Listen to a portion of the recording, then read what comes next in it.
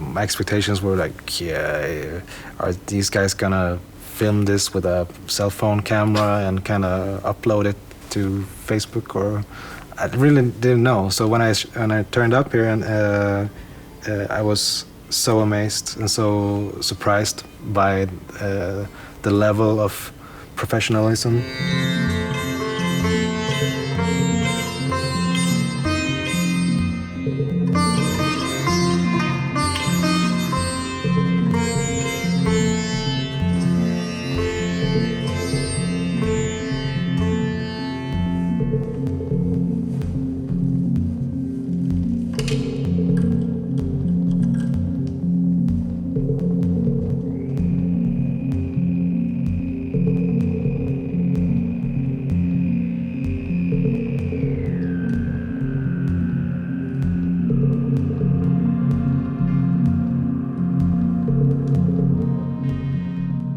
When this crisis came, I was a student in Copenhagen, but living in Malmö.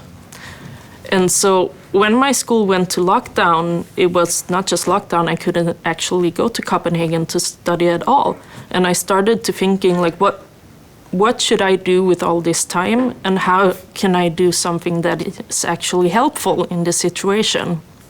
So in March 2020, I was pregnant in 7th to 8th months. I was running this major school project in dance in Malmö. My husband was away in Switzerland that got locked down. I didn't know if he or how he would pass the Danish border. He called me, changed the plans, and said, we're changing the studio. We're changing to do streaming projects. So I was actually trying to get back from my cancelled gig. And while trying to find a plane, also all the emails started to roll in. Cancellation. All my gigs got cancelled. All the reservations in the studio got cancelled within like 1 or 2 days. While checking these emails, I also made a post trying to be a bit positive, thinking how can I possibly activate myself and the studio. Made a post on Facebook about that we have the possibility and that we are motivated to stream.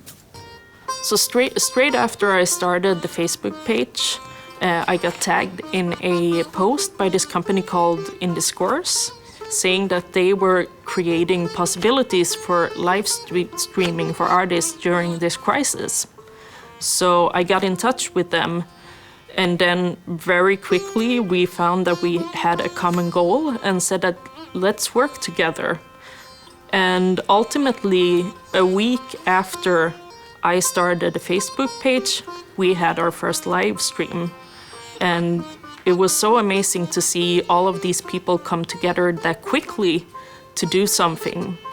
But the funny thing about the first live stream is that I wasn't actually able to take part of it because I was at home sick. And as you all know, if you have symptoms, you stay at home. So I had no idea what I was going to watch. And what I saw just totally blew me away.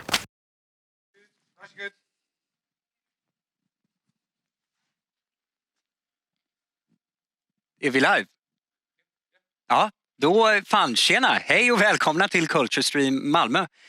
Jag kan börja med att säga att vi är i Kirseberg, Malmö på in-discourse studios som vanligtvis är en inspelningsstudio för både scen och film. Och musik såklart. Culturestream är ett helt nytt engagemang från småföretagare, kulturella aktörer, konstnärer som gått miste om jobb, bokningar, spelningar, gigs, you name it. Detta är första gången vi kör detta, så ni får ha tålamod och prova det här med oss.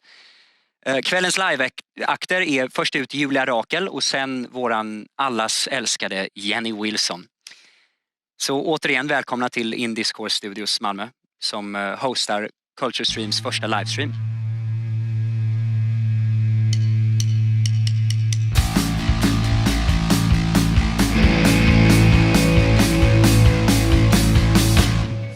As everybody didn't have a job anymore, all the technicians from the broadcast scene, sport broadcasts, theater technicians, concert technicians, everybody was free and open to come here and work with us. And when we then first met and did that first stream together, we had a concentration of know-how and of equipment that is absolutely insane somehow. The production value that we had there, that we created. And what is interesting there is that the general ambience within the production team of 12, 13 people that we were was, wow, now we can finally do something without beyond the economic frame and beyond the artistic frame that we usually work in. Usually we work in tight economical budgets, we never get the material that we want to do, we never get enough people to work with us. We always work for an artistic director or for a director or for a broadcast concept or something like that. And now we were all kind of free, doing what we wanted, finding the aesthetics together, finding the timings together, the lighting together, the sound design together, and that was an extremely positive situation.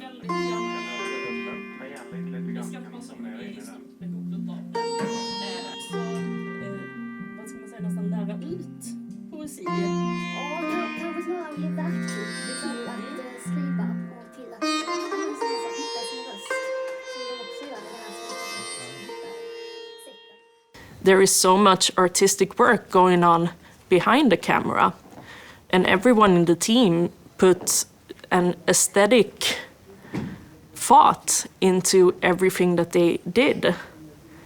And it got me thinking, like, why are the technicians not usually viewed as artists or as part of the creation? And it got even more interesting when we got all when the crisis support came, because in that situation, the technicians and the freelancer, they had all been forgotten.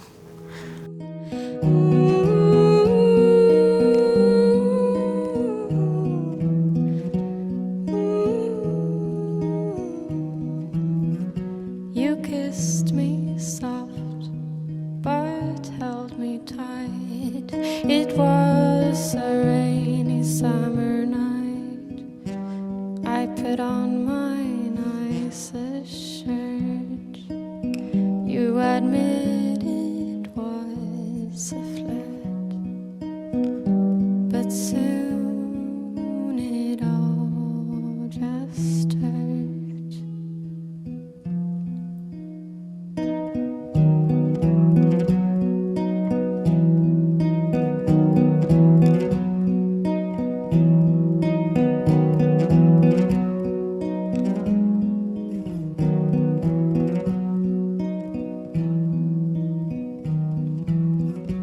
You are the only girl I want. Come close and hold me, but you won't. You are the one I want so.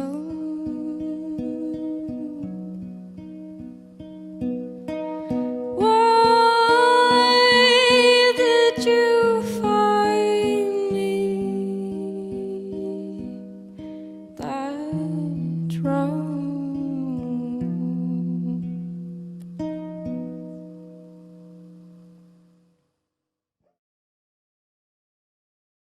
Once you were actually able to apply for crisis support, it was very apparent that this was only something for artists, and that the people behind the camera or behind the stage, for instance, were not included in this. So this led to many people, many technicians having a personal economic crisis. And I was thinking that whenever I go to the theater or to a concert, a big part of the experience is maybe a cool light design or a really good sound design.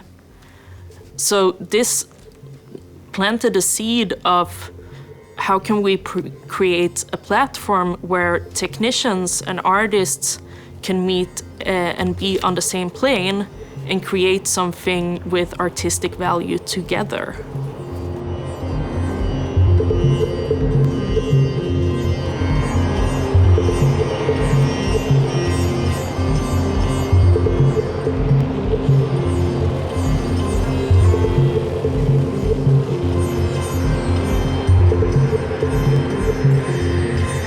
It seems like in times of crisis, people often turn to culture. So creating this platform was, in my mind, not just creating a platform for artists to promote themselves on, but also a platform for all of those sitting at home who were robbed of the experience of going to a concert or to a theater or experiencing culture together.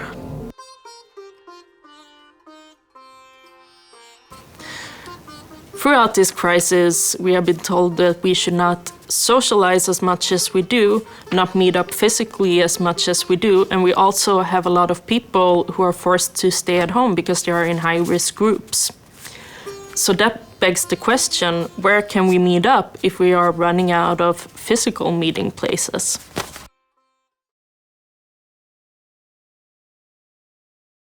If you talk about the analogies of physical spaces, if you want to find new non-physical spaces, then we need to define first, of course, what is it these physical spaces give us? And of course, what do they give us besides being physical? Because we can do that. So we cannot meet someone, we cannot be close to someone. But what we maybe can get is we can get the common reference. That's something that we go. If you go together to a concert or if you go together to a theater, one of the important things is that we experience the same or that we have the same cultural experience in the very moment together and the same feelings and eventually reference that we can take with us for a long time and that we can share also in the future.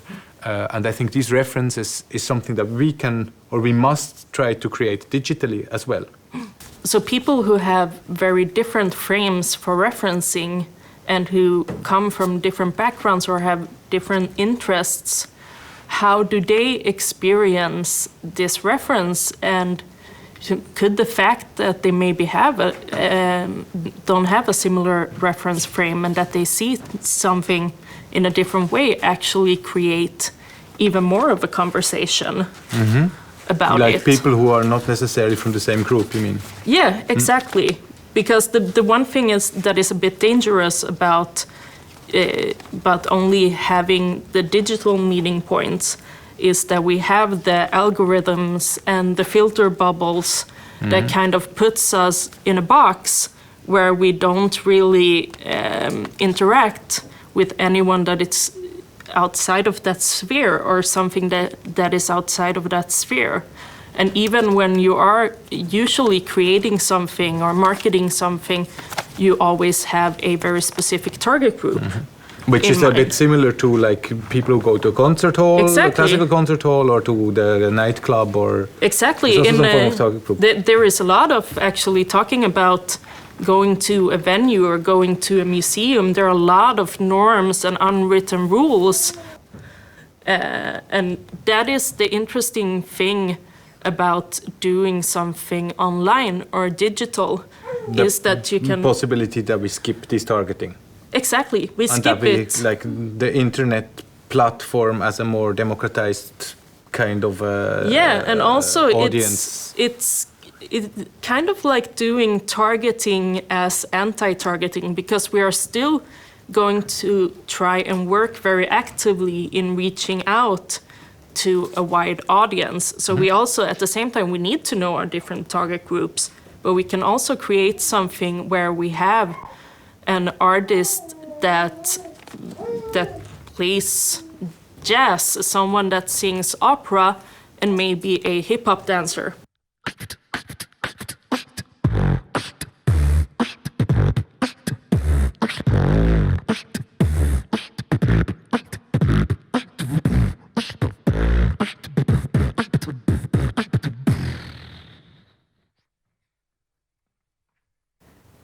we're all working in bubbles in society as well as in our little field.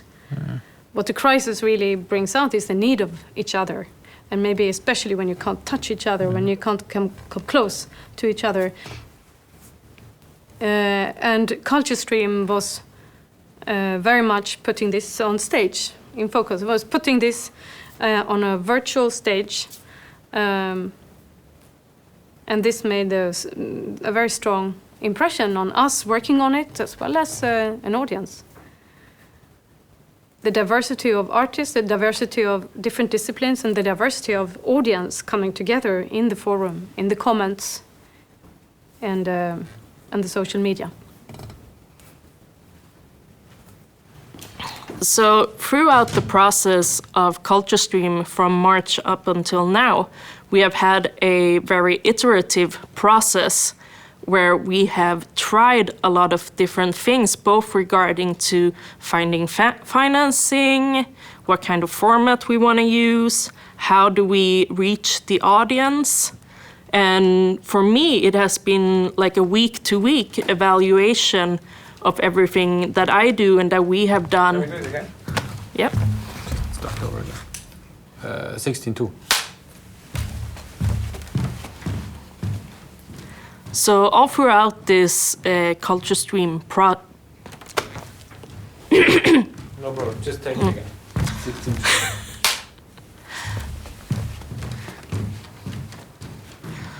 So from March up until now, we have had a very iterative way of working on the project, where we have tried out many different ways of not just finding financing, but also regarding what kind of formats do we want to use, or yeah.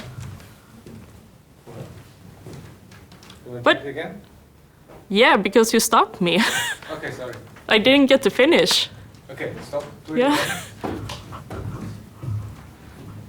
You're stopping me mid-sentence every time.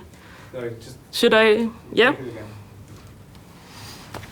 So all throughout this project from March up until now, we have had a very iterative process of working where we have been evaluating everything we do and trying to find new ways and new paths for us to go, not just regarding financing, but also regarding what kind of formats do we want to use, how do we want to work creatively, and how do we reach our audience. And for me, especially, I have been evaluating everything I do on a week-to-week basis, which has put us on a trail that goes a bit like this, and then maybe like this. And I think we are on the way to something very, very good here. So to mobilize or to help in crisis, but might not be historically innovative or new, but the non-verbal agreement through aesthetics, letting creativity and art be a key of communication, like the way we're playing around with the content in this presentation. Culturestream wants to push for playful composition when creating digital platforms, and we cannot enough stress the impact of culture in communication. If digital conferences becomes the new normal, we hope that we will see more green screens, more music, and more collaborations between technicians and speakers. So I think the future for Culturestream and what we are going to work on next is further developing this digital stage that we have created and go really into the co-creation element, both with the artists but also with the audience, and getting the audience involved in the creation of the platform and of the formats, to really try to reach that wide audience group.